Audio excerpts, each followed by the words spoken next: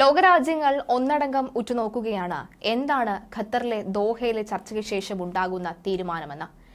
വെടിനിർത്തൽ ഉടൻ തന്നെ പ്രാബല്യത്തിൽ വരണമെന്ന് പ്രാർത്ഥിക്കുന്ന അനവധി ആളുകൾ നമുക്ക് ചുറ്റുമുണ്ട്. ഇപ്പോഴിതാ അമേരിക്ക ആദ്യഘട്ടത്തിൽ തന്നെ പറഞ്ഞിരുന്നു വെടിനിർത്തൽ കരാറ് അത് ഒരു പച്ചക്കൊടിയായിരിക്കും അതിലുണ്ടാവുക എന്നത്. അതായത് വെടിനിർത്തൽ ഉടൻ തന്നെ ഉണ്ടാകുമെന്ന് സാരം. ഇപ്പോഴിതാ അമേരിക്ക പറയുന്നത് വെടിനിർത്തൽ ഉടൻ തന്നെ ഉണ്ടാകും, അതിനുള്ള പ്രതീക്ഷയുണ്ട് എന്നാണ്.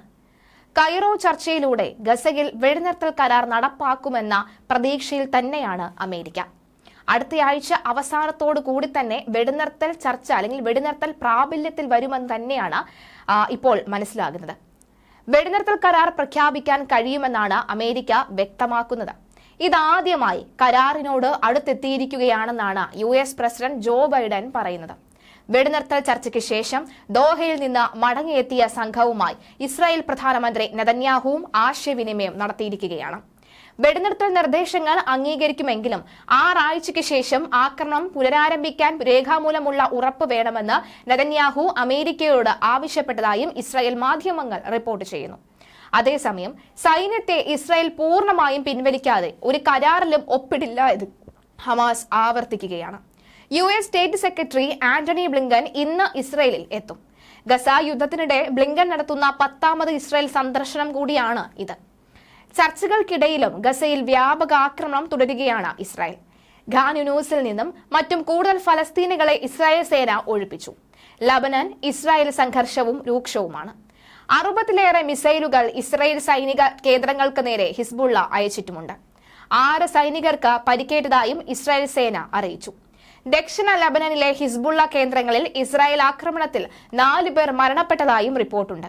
അതിനിടെ ഗസയിൽ 1/4 നൂറ്റാണ്ടിനിപ്പുറം ആദ്യ പോളിയോ കേസ് റിപ്പോർട്ട് ചെയ്തിരിക്കുകയാണ്.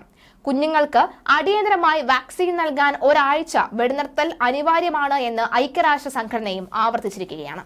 2 ഘട്ടമായി ഗസയിൽ വാക്സിനേഷൻ ക്യാമ്പയിൻ നടത്താനാണ് UN ലക്ഷ്യമിടുന്നത്. ഇതിന്റെ ഭാഗമായി ഗസയിലേക്ക് 1.6 ദശലക്ഷം ഡോസ് പോളിയോ വാക്സിൻ എത്തിക്കും. അതേസമയം ലബനനിൽ ഹിസ്ബുള്ള ഭീകര സംഘടനയുടെ ആയുധ ഡിപ്പോ തകർത്ത ഇസ്രായേലിന്റെ ശ്രദ്ധേയമായ വ്യോമാക്രമണം. ഇസ്രായേലിനെ ലക്ഷ്യം വെച്ച് 10,000-ലധികം മിസൈലുകൾ ഉൾപ്പെടെയുള്ള വൻ ഡിപ്പോയ്ക്കാണ് ഇപ്പോൾ ഇസ്രായേൽ തീയിട്ടിരിക്കുന്നത്. വ്യോമാക്രമണത്തിൽ ഡിപ്പോയ്ക്ക് കാവൽ നിന്ന 9 തോക്കുധാരികൾ ഉൾപ്പെടെ ഒരു കൂട്ടം ഭീകരന്മാരും ഇല്ലാതെയായിട്ടുണ്ടെന്നും ഇസ്രായേൽ സൈന്യം ആവർത്തിക്കുകയാണ്. തെക്കൻ ലബനൻ നഗരമായ നബാത്തിയിൽ ഹിസ്ബുള്ള ഭീകര സംഘം ഉപയോഗിച്ച ആയുധങ്ങൾ കടത്തുന്ന പ്രത്യേക നിർമ്മിത വാഹനങ്ങൾ ഉൾപ്പെടെ തകർത്തു എന്നും ഇസ്രായേൽ വ്യക്തമാക്കി.